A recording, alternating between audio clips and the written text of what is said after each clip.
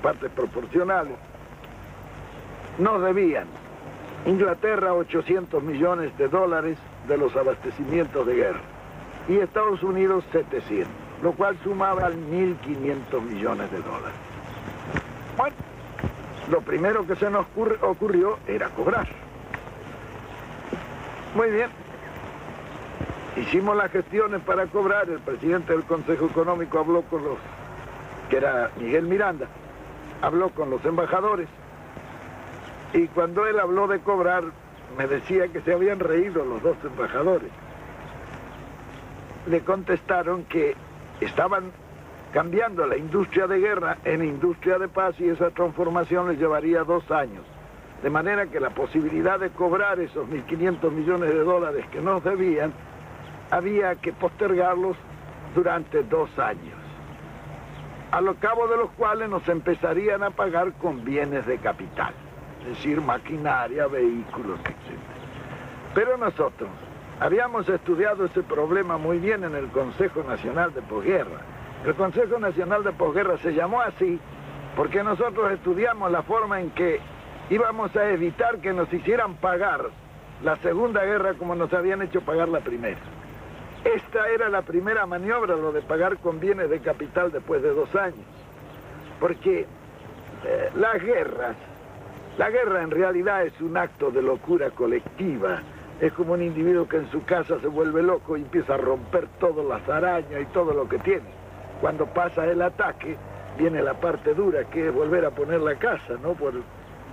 Bueno, en la guerra pasada exactamente lo mismo. Había terminado la guerra y había que pagarla. Y esta era la parte dura. Ahora, la guerra tiene la ventaja de que los que han roto sus cosas durante la guerra tienen la ventaja de pagarlas. En primer lugar, desvalorizando las monedas. Así las deudas que tienen pierden una gran parte de su importancia. Yo recuerdo que Inglaterra en el año 48, por decreto, bajó el 30% el valor de la libra. Comenzaban a pagar la guerra. Pero cuando las monedas caen, cuando las monedas bajan en su valor, los bienes de capital suben en forma inversamente proporcional. De manera que en esa revalorización de manufacturas es con lo que nos iban a pagar en bienes de capital. En consecuencia nos robaban con la moneda y nos robaban con los precios y al final nos pagarían el 15 o el 20% del total de la deuda. Claro, como veíamos claro eso porque lo habíamos estudiado, llamamos a los embajadores y dijimos, no señores, esto no puede ser así. Nosotros tenemos una deuda de 3.500 millones de dólares que queremos repatriar, entonces comiencen ustedes por rebajarnos de esa deuda los 1.500 que nos deben. Esto dicho así en conjunto, claro, esto eran gestiones individuales con los embajadores. Lo curioso era que no querían cobrar. Claro, no se querían perder el negocio. Esa es una cosa natural. Bueno, al final se les dijo, bueno señores, si ustedes no quieren cobrar, allá ustedes. Nosotros ya lo descontamos y lo damos por pago. Si ustedes no lo quieren cobrar, ya es cuestión de ustedes. Bueno, al final cobraron. Nosotros ya bajamos la deuda externa que nos llevaba 600 millones de dólares, bajamos a casi la mitad. Y en consecuencia la amortización e intereses bajó en una proporción semejante. Nosotros teníamos, por ejemplo, un desembolso anual de casi 800 millones de pesos en fletes de ultramar para poder sacar nuestra producción, como consecuencia de que no teníamos una marina mercante. Entonces, yo hablé inmediatamente con Alberto Odero, que era el mejor armador que ha habido en la República Argentina, y le dije, vea don Alberto, hay que hacer este asunto porque estos 800 millones de pesos deben quedar en la Argentina si transportamos en barcos argentinos. Entonces él estudió un plan para completar unas 120 o 130 mil toneladas de los barcos más indispensables para sacar nuestra producción.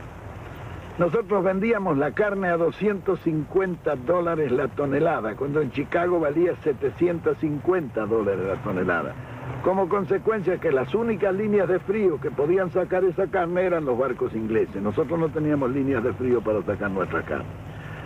Naturalmente que Alberto Odero tomó inmediatamente en sus manos el asunto y, aprovechando que todos los astilleros había terminado la guerra y los astilleros estaban sin trabajo, sacamos esos barcos casi a precio de costo, lo que era negocio para los astilleros que podían conservar su personal después de esa paralización. Porque en la guerra estaban fabricando algunos barcos, un barco por día algunos astilleros.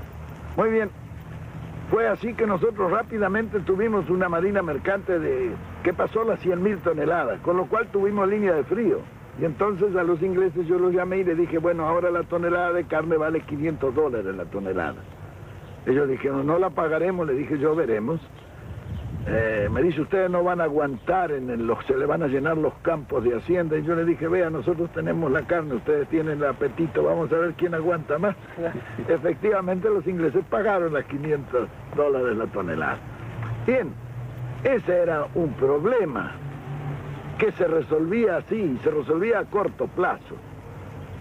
Lo que nos disminuía esos 800 millones de pesos que pagábamos en transportes de ultramar, ya iban a comenzar a quedar en el país. Bien, después fuimos a los servicios financieros que se pagaban casi $1.000 millones al año. En un país de una producción como el nuestro, $1.000 millones representa un negocio ruinoso si uno lo tiene que mandar al exterior en servicios financieros. ¿Para pagar qué?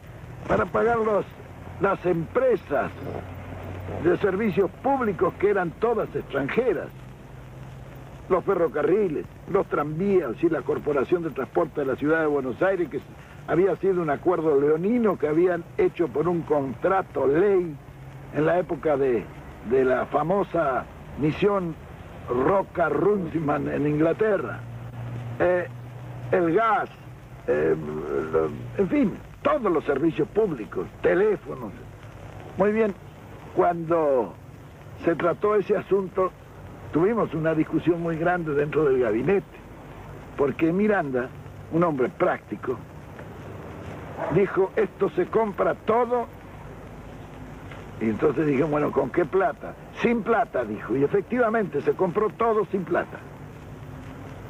Se compraron los ferrocarriles, los teléfonos, se hizo la marina mercante, se compró el gas, los seguros, reaseguros, se nacionalizó la exportación, los depósitos bancarios, en fin.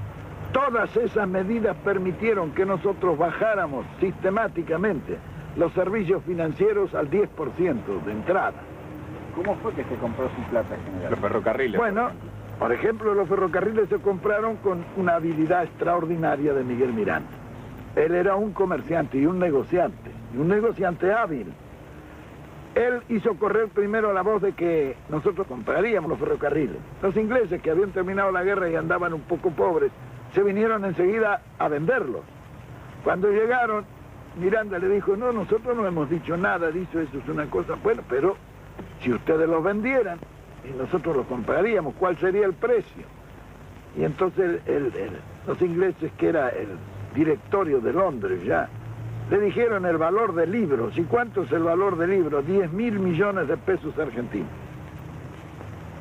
Miranda lo miró y se rió. Le dice, ¿cómo vamos a pagar 10.000 millones de pesos por fierros viejos? No era fierro viejo. Estaban funcionando cerca de 50 y tantos mil kilómetros de vía con estaciones y en muchas partes una legua a cada lado, que era lo que le habían dado en la concesión inicial. Había pueblos. Había 26.000 propiedades de los ferrocarriles. El Dock Sud, el puerto de Buenos Aires, era de los ferrocarriles ingleses. Muy bien, claro, se siguió negociando. ¿Cómo se hizo este negocio?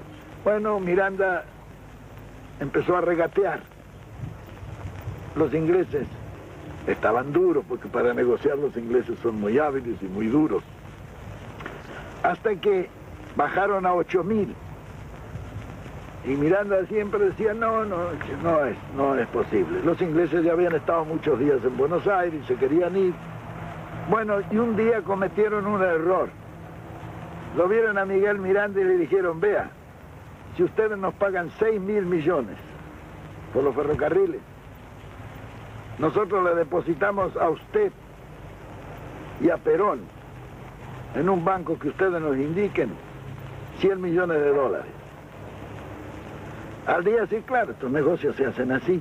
Al día siguiente Miranda a Diana ya estaba golpeándome la puerta de mi pieza en la residencia y me dijo, vea general, ya está listo este negocio, lo vamos a sacar porque si nos ofrecen una coima para que le paguemos 6.000 millones porque no valen los 6.000 millones.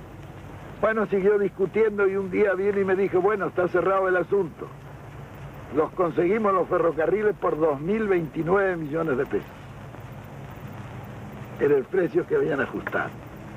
Me dice, y eso lo podemos hacer muy fácilmente. En el contrato de compra-venta, Miguel Miranda le puso que se compraban bienes directos e indirectos de los ferrocarriles. Esos indirectos representaban 26.000 propiedades que tenían los ferrocarriles en el país. Esto no se dieron cuenta los ingleses cuando se hizo el contrato de compra-venta. Por eso Mr. Eddy cuando se firmó se desmayó. Recién se dio cuenta.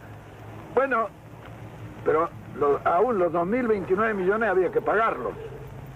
¿Cómo se pagaron esos 2.029 millones? Y nosotros no teníamos dinero, emitimos. Luego de las propiedades, que se tomaron 4 o 5 propiedades y sacaron 2.000 millones de pesos de la venta. Con eso se retiró la emisión y quedaron todavía en la tesorería el remanente de la venta que se había hecho. Los ferrocarriles los pagábamos con trigo. Trigo que estaba depositado en los depósitos subterráneos que habíamos hecho nosotros esperando que subiera el precio del trigo. Nos quedamos con todos los ferrocarriles y 26.000 propiedades. ¿Y qué pagamos? Era como decía Miranda, lo compramos con papelitos. Y efectivamente se compró. Todo lo demás se hizo en forma similar, es decir, un buen negociante que, aprovechando el Estado, hizo buenos negocios. Por eso los ingleses no nos han perdonado nunca. Nos reíamos un día porque cuando fue el ministro de Agricultura me preguntaron a mí cuál era mi ascendencia por la forma en que habíamos negociado. Y yo le dije, vea, mi bisabuela era escocesa. Ah, dijeron los ingleses. Claro que organizada la finanza y la economía interna fue posible también desarrollar todos los demás aspectos. El campo no fue abandonado como algunos